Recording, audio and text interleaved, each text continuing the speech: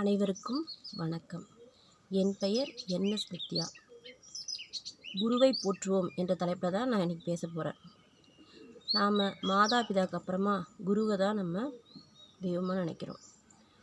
அந்த குருவை எப்போதும் மனசு நோகாமல் நம்ம பார்த்துக்கணும். அவங்க சொல்படி நடக்கணும். அவங்களுக்கு மரியாதை கொடுக்கணும். கல்வி இலகுவாக வரத்துக்கு அதுதான் வழி. சுடர் விளக்காயினும் தூண்டுகோல் வேண்டும் என்று சொல்வார்கள். அறிவுள்ள மாணவர்களுக்கும் ஆசிரியரின் துணை கண்டிப்பாக வேண்டும். எனவே நாம் ஆசிரியரை போற்ற வேண்டும். பள்ளிக்கூடத்தில் பாடங்களை எடுப்பவர் மட்டும் ஆசிரியர் அன்று. அனைத்து கலைகளையும் சொல்லிக் கொடுக்கும் அனைவருமே குருதான். ஆகவே குருவை போற்றுவோம். என்னோடய வாழ்க்கையில் ஆசிரியரோட பங்கு ரொம்ப அதிகமாக இருக்கும். எனக்கு எப்போயுமே ஆசிரியர் மேலே நிறைய மரியாதை இருக்கும். அவங்க இருந்தாலும் இல்லாட்டினாலும் அவங்கள மதிப்போட மரியாதையோடு நான் பேசுவேன். ஒரு தடவை நான் 4ஆம் வகுப்பு படிச்சிட்ருந்தேன். 3ஆம் வகுப்பில் எப்போதுமே முதல் மதிப்பெண் தான். 4ஆம் வகுப்பு வந்தோடனே சரியாக படிக்கலை.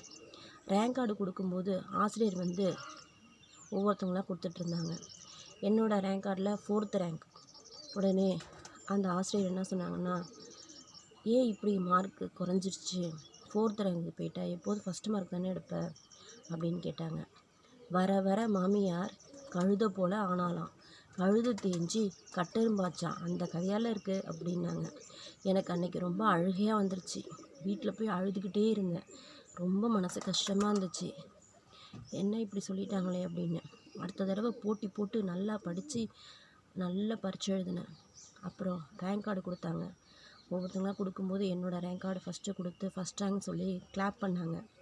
என்னை ரொம்ப பாராட்டினாங்க. அவங்க சொன்ன அறிவுரையால் தான் திரும்பவும் நான் ஃபஸ்ட் ரேங்க் எடுத்தேன். அந்த வருஷம் ஆண்டு பொதுத் தேர்வில் நான் தான் அந்த பள்ளியில் முதல் மாணவியாக வந்தேன்.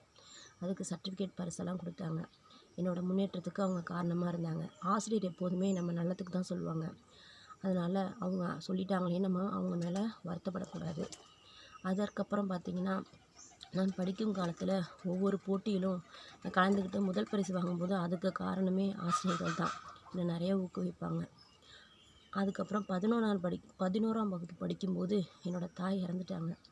நான் வீட்டில் தான் இருந்தேன். ஸ்கூல் போல். அம்மா இறந்துட்டாங்க, இனிமேல் நம்ம படிக்க முடியாது, நம்ம வீட்லேயே இருந்துடலான்னு நினச்சிட்ருக்கும்போது என்னோடய பள்ளி ஆசிரியர்கள் 2 பேர் வீட்டுக்கு இந்த மாதிரி நல்லா படிக்கிற பொண்ணை வீட்டிலே வைக்காதீங்க, அம்மா இல்லாத கவலை இன்னும் அதிகமாகும், நீங்கள் பள்ளிக்கூடத்துக்கு அனுப்புங்க, நாங்கள் பார்த்துக்குறோம் அப்படின்னு கேட்டாங்க.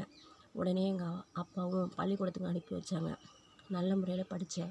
+2ல் ஸ்கூல் ஃபஸ்ட்டு அந்த ஸ்கூல் போர்டில் என்னோடய பேர் இன்னமும் இருக்குது. அதுக்கு காரணம் அந்த 2 ஆசிரியர்கள் தான். அதை என்னால் மறக்கவே முடியாது. அதற்கு பிறகு பிகாம் படிச்சிட்ருந்தேன். அப்போ நான் சுமாராக படிப்பேன். வீட்டு வேலையும் பார்த்துட்டு எல்லாத்தையும் பார்க்கும்போது என்னால் முதல் மாணவியாக வர முடியல பிகாமில். ஏதோ சுமாராக படிச்சிட்ருந்தேன். அப்போ எனக்கு ஒரே மனசு கவலையாக இருந்தது. நம்ம ஏதோ சுமாராக படிச்சிட்ருக்கோம், யாருக்குமே நம்மளை தெரியாமல் போயிட போகுது அப்படின்னு சொல்லி வருத்தப்பட்டுட்டு இருந்தேன். அப்போ 3ஆம் ஆண்டு வந்துச்சு. ஏதாவது ஒரு சாதனை பண்ணணும், ஏதாவது சின்னதாக ஏதாவது செய்யணும் அப்படின்னு நினச்சிட்டு இருந்தேன். நிறைய போட்டிகள்லாம் வச்சாங்க. எல்லா கவிதை போட்டிலையும் கலந்துக்கிட்டேன். கவிதையில் எனக்கு எப்போதுமே ஆர்வம் உண்டு. அப்போ கவிதையில் கலந்துக்கும் போது எனக்கு பரிசுகள்லாம் கிடச்சிது. திடீர்னு ஒரு தடவை கவிதை போட்டி மாவட்ட அளவில் நடக்குதுன்னு சொன்னாங்க. அதில் பேர் கொடுத்தேன். அதுமாதிரி போட்டிக்கும் போனேன். அங்கே போட்டிக்கு போன இடத்துல கட்டுரை போட்டிக்கு பேர் கொடுத்த ஒரு மாணவி வரல. உடனே எங்கள் பேராசிரியர் என்ன சொன்னாங்க, கட்டுரை போட்டிக்கு நம்ம மாணவி வரல, என்ன காரணம்னு தெரில, உடல்நிலை சரியில்லாமல் இருக்கலாம், ஏதோ காரணம், அதனால் நீயே கட்டுரை எழுது அப்படின்னாங்க. நான் அதுக்காக தயார் செய்யலை, கவிதை போட்டிக்கு தான் பேர் கொடுத்தேன், எனக்கு பயமாக இருக்குது அப்படின்னு சொன்னேன்.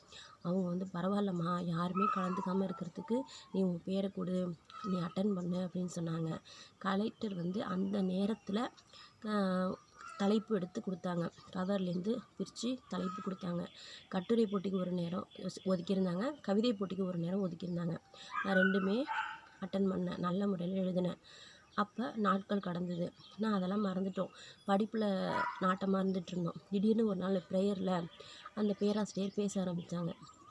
நமக்குள்ளே நிறைய திறமை இருக்குமா, அதை நல்லா பயன்படுத்திக்கணும் அப்படின்னு சொன்னாங்க. வாய்ப்புகளை பயன்படுத்திக்கணும் அப்படின்னு சொன்னாங்க.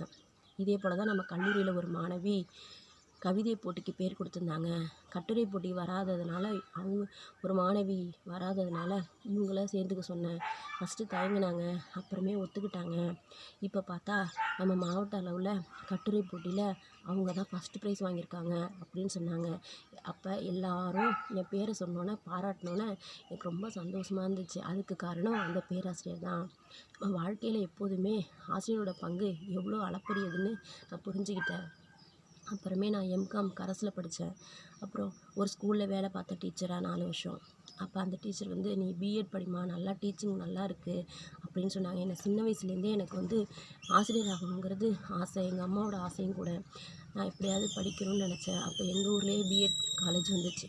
அதில் எங்கள் அப்பா இருக்கிற பணத்தெல்லாம் சேர்த்து வச்சு அதில் சேர்த்து விட்டாங்க. அப்போ பிஎட்லேயும் நல்லா படித்து அங்கேயும் நல்ல பேர் எடுத்தேன். பெஸ்ட் அவுட் கோயிங் ஸ்டூடெண்ட்டாக வந்தேன். அதுக்கெல்லாம் காரணம் நான் வேலை பார்த்த அந்த பள்ளியில் இருக்கிற தலைமை ஆசிரியர் கொடுத்த ஊக்கம்தான். எல்லாத்துக்கும் காரணம் குருவோட ஆசீர்வாதம் தான். ஒவ்வொரு நாளும் குருவை நாம் போற்றுவோம். மாதா பிதா குரு தெய்வம் என்று சொல்வார்கள். அவர்களை மதித்தாலே நம் வாழ்க்கை வெற்றியடையும். நன்றி, வணக்கம்.